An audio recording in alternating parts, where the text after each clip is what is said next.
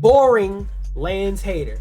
What I wanted to do is look at this Borderlands trailer, this gameplay deep dive, and see if maybe, just maybe, there's something that interests me. See if maybe there's something in this game that looks cool enough for me to want to play it. Maybe. And I'm putting this on 1.5. Shooter genre nearly 16 years ago, we've continued to refine the formula, delivering better loot, greater freedom, and endless mayhem. And with Borderlands 4, we push things even further. This is hands down. Okay, 240. All new movement, abilities, bigger and better enemies. One thing I have always enjoyed about Borderlands is it has always looked with incredible new places and a great story. And for our longtime Borderlands fans, we're throwing back to our animal growls. All right, these AI ass captions suck. This is the culmination of years of hard work from my teammates across the Gearbox Studios. So enough talk, let's get it. This is Borderlands 4. Hey, I respect it. They shut the fuck up and show some gameplay, nigga. It looks the same as all other Borderlands gameplay. It looks cool for the first 2, 3, maybe if you're lucky 5 hours. And then after that, you're gonna be doing the same shit over and over and grinding. It just gets fucking boring. So what y'all gonna do to mix up that part? And guns are plentiful. You play as a Vault Hunter, a badass mercenary with powerful abilities called action skills. Today I'm playing as Vex, our new siren. She wields supernatural phase energy to devastating effects. She can use that energy to empower herself, or channel it to conjure deadly minions that fight alongside her. And because everything's better in co-op, I'm joining as Rafa, a former TDR soldier who wears an experimental exosuit. He can deconstruct an arsenal of... That is one thing I never liked about boring lands.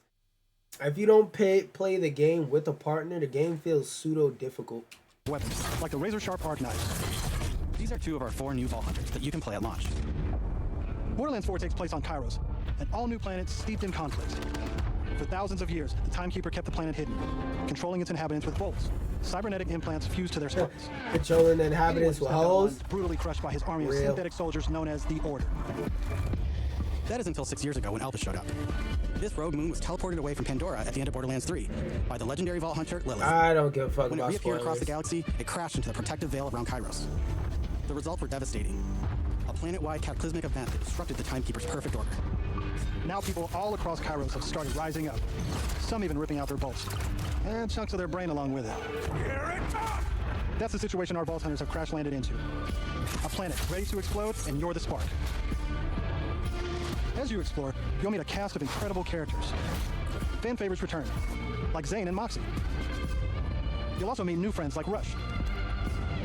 And as always, Claptrap is along for the ride. Kevin Hart! Last but not least is Echo 4. This helpful drone follows you everywhere, hacking order tech, scanning the environment, and helping guide you to objectives. But enough of all that. Let's get into the game. You said last time. Thanks to our improved lobby system, it's easier than ever to join up with your friends on the fly. Oh, hell no. That menu looks fucking atrocious. And with full crossplay at launch, you can play with your friends on any platform. Today, At least it got crossplay. That's good. That shit look disgusting. 4 zones on Kairos that you can seamlessly... There's next to no loading time, just endless looting and shooting mayhem. For our current mission, we need to break into a secret black site located deep in the mountains. One of the Timekeeper's generals, Violet, has been conducting grotesque experiments on locals. At least the UI, like the general game UI, looks better. Alright, Oh let's my get moving. god, that menu looks Here I'm horrid. using Glide, one of our new movement abilities. Along with dash, double jump, climbing, and point grapple, these make getting around more fun and add a ton of utility to combat. As you traverse, you'll uncover a vast and beautiful world. And to bring Kairos to life, we've introduced dynamic weather and events, so you constantly have new things to discover. There's also plenty of local wildlife to contend with, like these crash, flying bees who attack in flocks.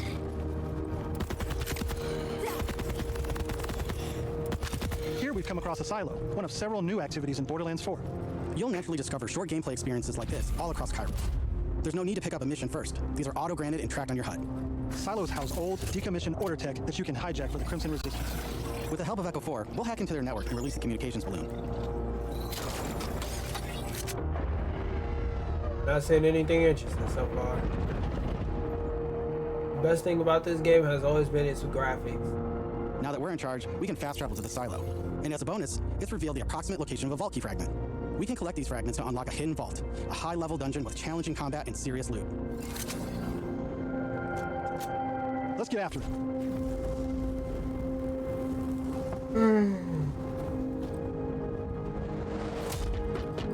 That was a genuine Another nice yawn. thing That about wasn't me silos trying is to you be can funny, zip line by the up and way. take off. If I feel the urge to yawn one more time, I'm cutting this shit off.